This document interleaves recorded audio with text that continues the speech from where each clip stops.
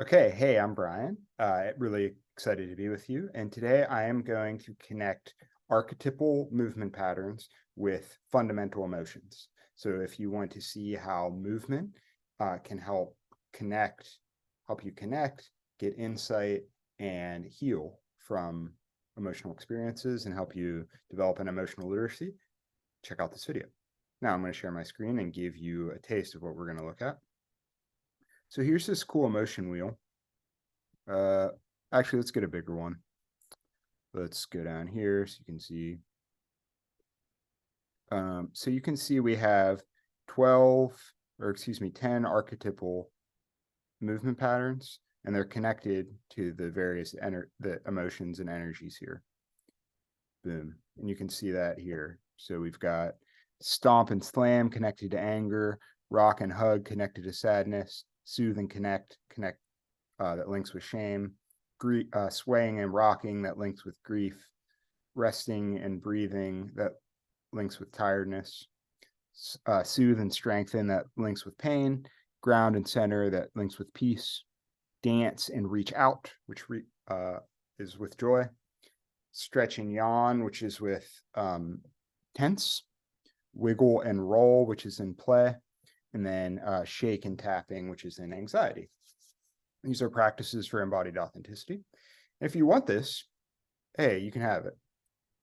I'm going to tell you about what it is, but you might not care about that. So you can just have this if this looks interesting. You can text embody to this number. And you will be on like my little text list. So I can send you stuff that I'm working on, like my podcast and my YouTube. But you could just unsubscribe if you don't want that by hitting stop. So YouTube world, have at it. Now, if you're interested in this work and like, what's it grounded in? What's the theory? What is this all about? Who am I? What did I put this together? The next little bit will be for you. So this, I am presenting with my mentor, one of my mentors and teachers, Dr. PK, Dr. Brittany Pollard, who's just an amazing person. And her and I are presenting at the 55th annual Pennsylvania Counselors Association conference. As I'm recording this, it's tomorrow. And I wanted to put this together. And so basically what this looks like, y'all, is, so I work in addiction counseling. And so I've been doing since 2017 groups. And during that time, actually exactly coinciding that, I started my dance journey. I started dancing in about 2016, seriously, as a form of movement therapy. And so at the time of recording this, that's about 6 years ago. So I've had a good run at it. And weaving those two things together, I've noticed that in my counseling practice, checking in with body language, and then suggesting movement patterns has been really helpful. So there's both a thing about insight and then another thing about action. Insight and action is how I think of it. And so, yeah, movement can help us deepen our own understanding of our emotional world, and it can also help us to take action and regulate ourselves as well. I think they're both really nice, and that's where this is coming out of. Theory wise, I didn't have this prepared, but I'm very influenced by Carl Jung, so that's where the archetypal thing's coming from. And there's this thing called Laban movement analysis that I was studying. And they really look at like fundamental patterns. And then Wilhelm Reich's work on character analysis. And that theory mixed with my own, let's see if I have any other books around here. That theory mixed with my own practice in this addiction group I've been working in has kind of created the system. And now we're testing it out. So the point of this is to help counselors and people, human beings, bring embodiment into their therapy journeys so they can bring their full selves. And sometimes cognitive language stuff is good, but it's really good I think it's really helpful to really connect with the body, both for insight and healing. So in this doc, you can read it, but it basically has conceptual learning, clinical skills. So this would be really helpful for counselors, but I think it would also be helpful for anyone who's just trying to do self-practice and maybe bring it into their own counseling. And it has all the steps. And then it goes one step further. I would suggest trying these out, right? But if you want to go into some practices, I have these embodiment practices that are also connected. And so you can see like at home in the body is connected with sadness, okay? And also peace. Yeah, and so you could, if you're feeling that and you wanted to try this, there's a guided meditation saying hello to different areas. There's some heel drops and swaying, rhythmic rocking, and I really work with the pelvis on this one, like that, and then spinal waves.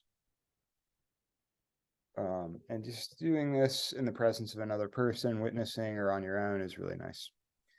And then there's some reflection and intention setting. And then with all of these, there's an integration process that emphasizes how these practices can be brief, but we can take somatic mini retreats during the day. Yeah, and that's some things I'm talking about. So yeah, if you're interested in this, I'd love to talk. Let me know what you think. If you want the document, you can feel free to print it. I would love to work with you and collaborate. This is being turned into a